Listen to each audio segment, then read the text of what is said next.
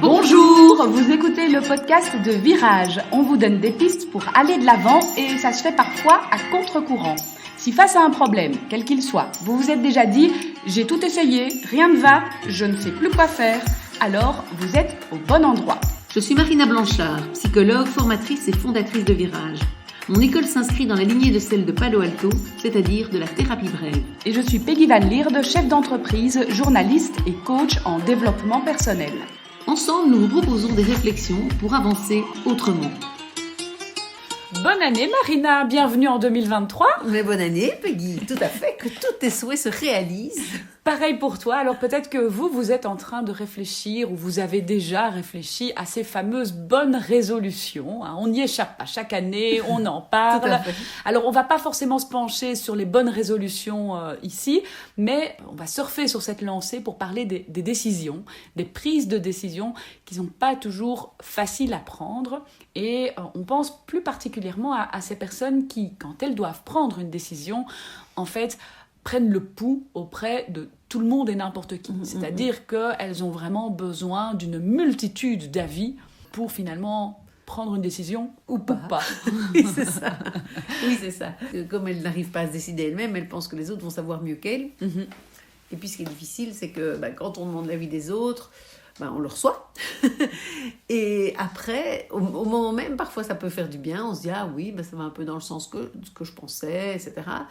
Et puis après, on quitte la personne et puis on se dit, oui, mais enfin, c'est quand même pas elle qui doit quitter son job, c'est pas elle qui doit quitter son mari, je sais pas, enfin voilà. Et donc, finalement, la vie de l'autre redevient un sujet de questionnement et nourrit, j'ai envie de dire, le puits sans fond des questions qui tournent autour de cette prise de décision. Oui, parce qu'en général, quand on a une décision à prendre, naturellement, on a déjà pas mal de questions qui se posent tout seul. Oui. Enfin voilà, on a des questions qui viennent, qui sont peut-être pour certaines personnes très vite répondues et tout va bien, mais qui pour d'autres personnes amènent à de la cogitation et on commence à réfléchir.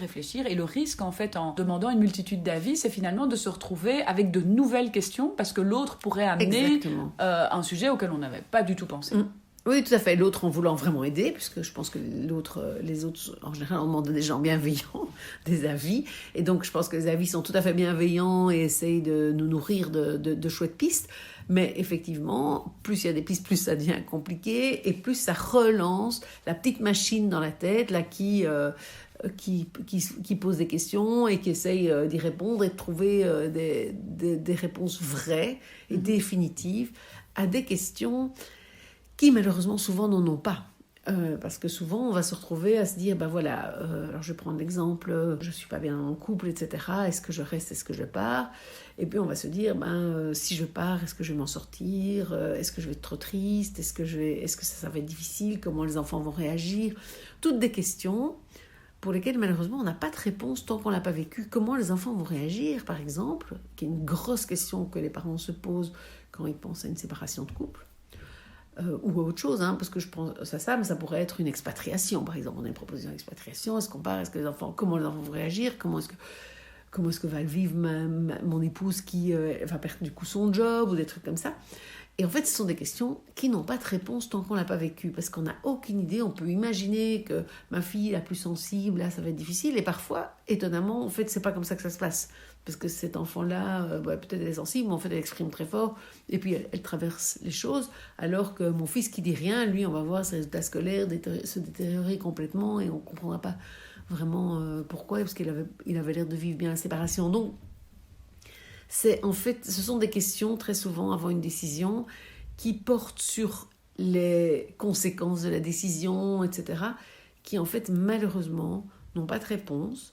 Et comme elles n'ont pas de réponse, on n'en trouve pas dans notre tête. Et donc, effectivement, comme tu dis, on va demander aux autres, tu penses que comment les enfants vont le vivre, etc. Les gens vont essayer de nous rassurer, ou bien de nous dire, oui, non, ça risque d'être mieux de pas le faire pour les enfants. Et puis quelqu'un d'autre va dire, tu vas pas rester avec quelqu'un pour tes enfants, ça va pas non plus. Si vous n'êtes pas bien ensemble, il vaut mieux se séparer.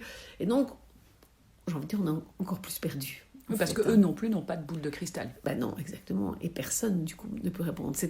Je dis souvent, ce sont des questions pour lesquelles il n'existe aucune réponse sur Terre, voire dans l'univers, il n'existe pas de réponse. À moins que certaines personnes puissent voyager dans le temps, mais voilà, pour l'instant, ça ne m'est pas encore connu. Et donc, effectivement, on retrouve un peu ce dont on a parlé d'ailleurs dans l'épisode précédent. Il y a un risque à prendre, en fait.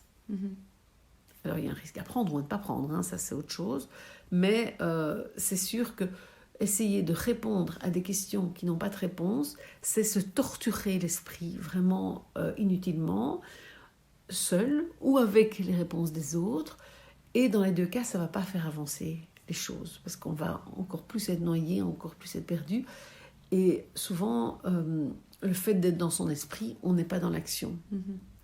Mais alors si je suis cette personne qui systématiquement se pose un tas de questions avant de prendre une décision et sollicite un tas d'avis avant de prendre une décision et que j'ai toujours fonctionné comme ça, comment j'apprends à ne plus solliciter les avis? Parce que voilà, on comprend que les autres n'ont pas une boule de cristal, pas plus que nous, n'ont pas plus la réponse que nous, mais en même temps, il y a ce côté, et tu l'évoquais au tout début, très rassurant, d'aller chercher les réponses chez les autres, d'avoir leurs avis, et une multitude d'avis en général, parce que plus on va consulter, plus on a d'avis divergents. Et on se retrouve en fait avec tout ça, avec finalement... Encore plus de questions dans sa tête, en fait. Encore plus de questions, et donc avec cette dimension sans doute inconfortable d'avoir plus de questions, mais en même temps, sur le court terme, ce côté rassurant d'aller demander des avis à des personnes... Bon, en général, comme tu le disais, bienveillantes, ou en tout cas qui sont dans mon entourage et qui me soutiennent. Quoi.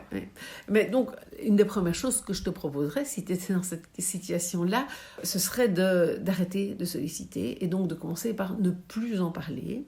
Parce qu'il y a, c'est vrai, un apaisement sur le moment où on en parle, mais après, et ça souvent, la personne qui le vit, elles disent oui, c'est vrai, après je me repose encore des questions, et ça recroise mes pensées, ça renourrit, et puis je rumine tout ce que la personne m'a dit en pesant le pour et le contre, etc. Et donc, un des premiers soulagements, ne plus en parler en général, est assez soulageant, mais par contre, moi je propose toujours d'écrire les questions qui me viennent, et de se dire, en écrivant la question, et puis de se dire, est-ce que la réponse existe quelque part? Et déjà, de systématiser cette prise de conscience par rapport aux questions qui me prennent la tête avant de prendre la décision, je pense que c'est vraiment intéressant parce que ça permet de se dire, en fait non, en fait non, en fait non. Et de commencer à apprendre à vivre avec des incertitudes, ce qui fait partie des aléas de notre vie à tous. Mais évidemment, il y a plein de moments où on n'en est pas conscient. Heureusement, on n'est pas tous en train de se demander qu'est-ce que cette année 2023 va nous réserver. Oh là là, est-ce que mes enfants vont bien la traverser? Est-ce que ça va bien se passer à l'école? Ou est-ce que ça va... Voilà. Oui, on se le demande. C'est ce que j'allais dire. On se pose sans doute ces questions, mais on n'essaye pas d'y répondre. Traumatisantes. Et on n'essaye pas d'y répondre. On se dit, on verra. Où on se dit éventuellement qu'est-ce que je peux faire pour, mais les personnes qui restent avec des questions, mais imaginons même que quelqu'un soit avec cette question en permanence de est-ce que ma fille ça va aller à l'école, est-ce qu'elle va réussir son année, etc. Mais je lui conseillerais aussi de la noter en se disant est-ce qu'il existe une réponse? Or aujourd'hui il n'existe pas de réponse qui peut dire si ma fille va réussir son année, qui peut dire si mes enfants vont bien gérer une séparation, ça n'existe pas. Et donc c'est pour pouvoir quelque part être apaisé, je dirais, c'est pouvoir accepter de vivre avec des questions qui n'ont pas de réponse. Et donc, c'est ce qu'on fait en permanence, sans toujours s'en rendre compte. Et là, on va aider la personne qui vit dans cette souffrance, parce que c'est quand même vraiment une souffrance de cette prise de tête en permanence, cette espèce de torture qu'on s'impose, de chercher un truc qui n'existe pas. Et donc, on va, je dis parfois, c'est chercher une aiguille dans une botte de foin, alors qu'il n'y a pas d'aiguille dans la botte de foin, quoi. Donc, c'est déjà pas facile, mais en plus, il n'y a pas d'aiguille. Donc, en fait, c'est vraiment infini et s'épuiser pour rien. Et donc, on va déjà se dire, il n'y a pas d'aiguille, il n'y a pas d'aiguille, il n'y a pas d'aiguille. Et en se disant, il n'y a pas d'aiguille, il y a quand même des chances qu'à un moment, j'arrête de chercher dans la botte de foin. Et donc, c'est un peu cette idée-là, c'est de se dire, je note la question qui me vient, et je me dis, est-ce qu'il existe une réponse quelque part? Alors parfois oui. Donc si par exemple je suis en train de me dire est-ce que je quitte mon mari ou pas, par exemple je prends cet exemple-là, je pourrais me dire que vaut la maison? Et ça, il existe une réponse. Il faut demander à un agent immobilier, je peux faire estimer la maison. Donc il existe. Donc c'est important, ça permet de distinguer aussi les questions pour lesquelles il existe une réponse et qui vont peut-être me faire avancer, et celles pour lesquelles il n'en existe pas et donc qui me feront, où ça ne va pas me faire avancer, au contraire, ça va juste me plomber, me fatiguer, m'user, d'y réfléchir et de jamais trouver une réponse qui n'existe pas. Ça veut dire que pour les questions qui ont une réponse, là, je peux solliciter l'avis des autres ? Ça veut dire que là, oui, mais alors il va falloir solliciter l'avis des autres juste. Et donc c'est pour ça que moi je conseille toujours d'écrire les questions et de se dire, est-ce qu'il existe une réponse quelque part ? Non. Ou bien oui. Un agent immobilier, c'est un agent immobilier. C'est pas ma mère qui va me donner la valeur, enfin sauf si elle était agent immobilier, bien évidemment. Mais sinon, c'est pas ma mère qui va me donner la valeur de ma maison. Ou, voilà, donc répondre à cette question, est-ce que la question a une réponse, permet aussi d'orienter vers à qui vais-je poser cette question pour avoir la meilleure réponse. Voilà, exactement. Plutôt que partir à tout vent et poser la question dans tous les sens. Et en général, une question qu'on pose dans tous les sens, souvent, c'est qu'elle n'a pas de réponse. C'est un peu dur de dire ça. Mais donc, la prise de conscience de ça peut être très aidante. Mais c'est une chose d'en prendre conscience en écoutant, par exemple, ce podcast. Et c'est autre chose je pense que sans mettre par écrit et se dire, j'ai un petit carnet pour mes questions et je le fais systématiquement. En le faisant systématiquement, on voit vraiment que ça peut changer les habitudes des personnes. Quand ils disaient, c'est un espèce de réflexe, c'est un peu une habitude que certaines personnes ont. Mais en se disant, je n'en parle plus. Mais j'écris mes questions et je me pose cette question-là, ça aide vraiment, vraiment. Il faut tenir, on dit souvent c'est 3 semaines en tout cas pour changer une habitude, mais donc pendant un certain temps, pour qu'à un moment donné, la question vienne dans ma tête, j'ai plus besoin de l'écrire. Et je me dis, non, ça c'est une question sans réponse. Et elle part. Oui, donc concrètement, quand tu démarres ton carnet, même si tu as tous les jours la même question qui revient, tu la notes chaque jour. Oui, tout à fait. Et tu notes à côté, pas de réponse, ou tu fais une croix à côté. Enfin, tu te notes. Jusqu'à avoir assimilé, elle n'a pas de réponse à cette question, je ne me la pose pas. Ça ne sert à rien que je me la pose à la limite, oui, parce que elle vient tout seul, mais ça ne sert à rien que j'essaye d'y répondre ou de trouver une réponse. C'est surtout ça. Parce que ça, c'est important de se dire aussi, on ne peut pas s'empêcher d'avoir des questions dans la tête. Quand on doit prendre une décision, c'est normal d'avoir des questions dans la tête, mais je pense qu'à un moment donné, il va falloir prendre la décision en se disant, là, j'aurai pas de réponse, et je dois prendre ma décision sans ces réponses-là. Alors, je me fais peut-être l'avocat du diable, mais l'entourage qui a eu l'habitude de nous voir poser plein de questions, est-ce qu'il risque pas de revenir à la charge ? Oui, il revient à la charge. Et donc, il va falloir lui dire, en fait, je me suis rendu compte qu'on ne saura jamais, avant de le vivre, comment, je sais pas moi, Laura et Tom vont réagir à la séparation.